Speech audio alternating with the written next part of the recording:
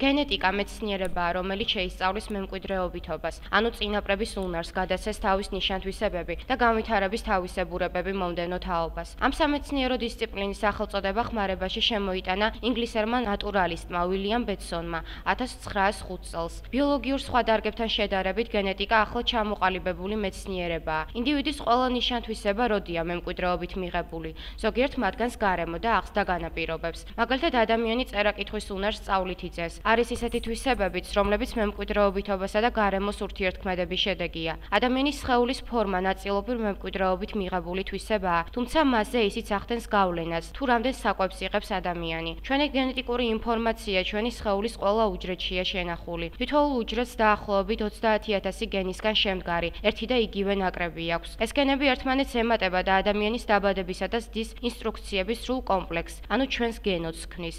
გენები უჯრედის ბირთვში, ანუ მართვის ცენტრშია. ისინი გრძელ, წვრილ, ძაფისებრ სტრუქტურებს ქმნიან, რომლებსაც ქრომოსომები ეწოდება. ქრომოსომები წყვილებად არსებობს და თითოეული წყვილი ერთი და იმავე თვისების შესაბამის გენებს ატარებს.